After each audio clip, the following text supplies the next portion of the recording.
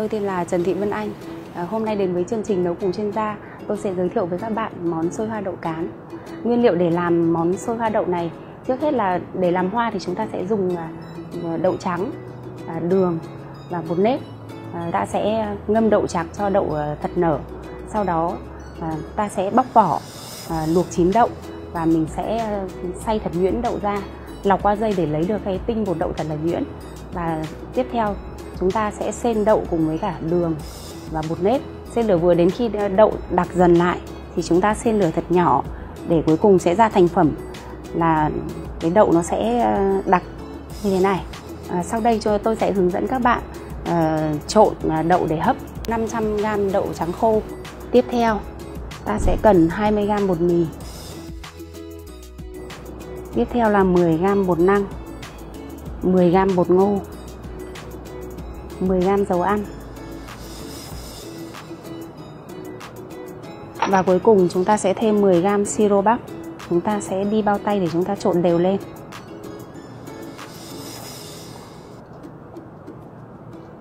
Sau đó chúng ta sẽ đem bọc kín cái hỗn hợp vừa trộn với cả màng bọc và đem hấp ở lửa vừa trong vòng 15 phút. Đây là đậu sau khi mình đã hấp xong. Thì tiếp theo tôi sẽ hướng dẫn các bạn pha màu. Hôm nay tôi sẽ hướng dẫn các bạn pha màu bằng bột màu củ quả. Mình sẽ trộn trực tiếp bột màu vào trong đậu.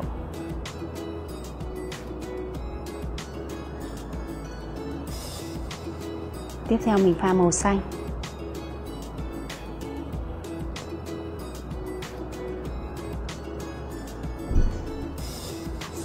Để làm bông hoa hồng thì chúng ta sẽ có các dụng cụ sau đây. Trước hết là chúng ta sẽ có những cái bộ khuôn cắt. Đây là bộ khuôn cắt cánh hoa hồng này. Tiếp theo chúng ta sẽ có những cái bộ khuôn để cắt lá hoa hồng. Trước hết mình sẽ tạo một cái búp ở trong của bông hoa.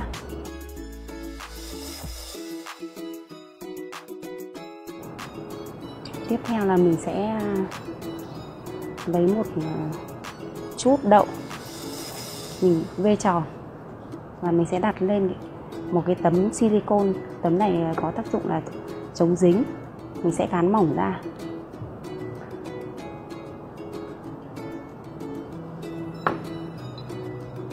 Chúng ta sẽ cán cái tấm bột này mỏng khoảng 1mm. Sau đó mình sẽ dùng khuôn để cắt từng cánh hoa hồng một.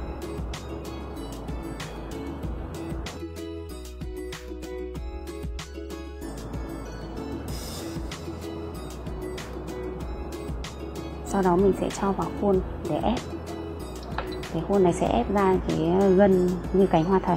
Mình sẽ lăn từ bên trái sang bên phải, từ phải sang trái. Đây, chúng ta sẽ được một cái cánh hoa hồng. Khi đặt vào thì các bạn sẽ đặt cho tôi là cánh hoa sẽ cao hơn cái búp ở trong khoảng 5mm. Tiếp theo mình sẽ gài tiếp theo vào.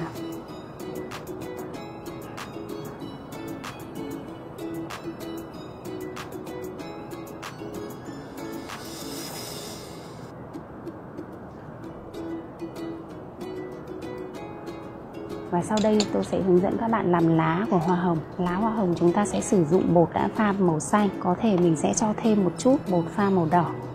Cái lá nó sẽ loang màu hơi đỏ.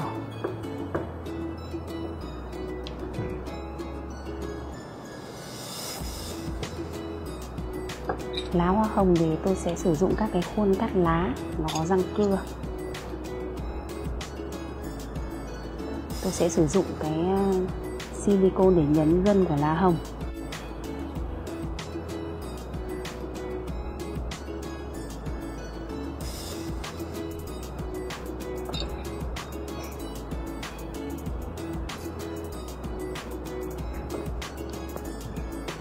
Xong phần lá tôi sẽ hướng dẫn các bạn làm các cái bông hoa phụ để trang trí. Mình sẽ lên một khối bột, ấn vào khuôn. Sau đó gỡ bông hoa từ khuôn ra để tạo dáng ở trên cái xốp cho nó hơi cong các cái cánh lên. Tiếp theo tôi sẽ hướng dẫn các bạn cái phần quan trọng nhất. Chúng ta sẽ trang trí các cái bông hoa rất là đẹp lên trên xôi. Trước hết tôi sẽ bơm lên trên xôi này.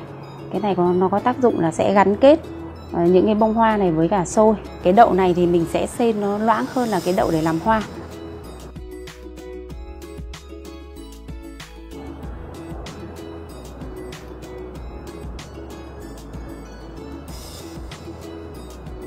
Chúng ta sẽ gài lá ở bên dưới.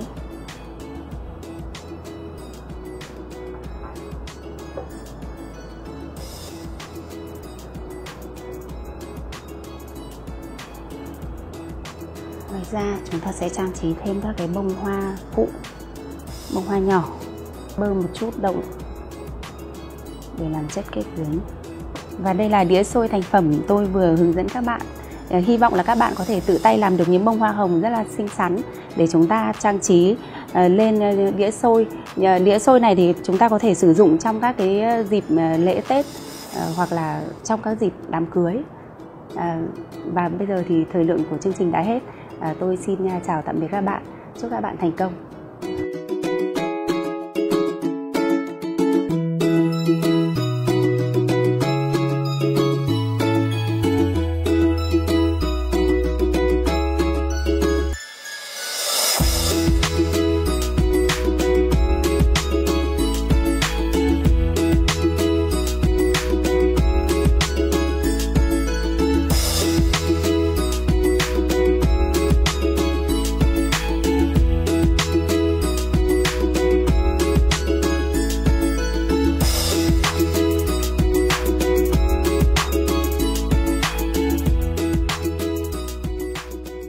Xin chào các bạn, mình là Hương Chóe. Mình đang là food blogger của kênh Chóe Cooking.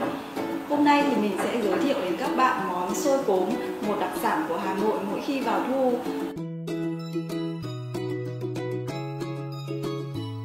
Nguyên liệu của chúng ta thì gồm có cốm xanh, đậu xanh, dừa nạo, đường và lá dứa. Sau đây thì chúng mình cùng thực hiện nhé.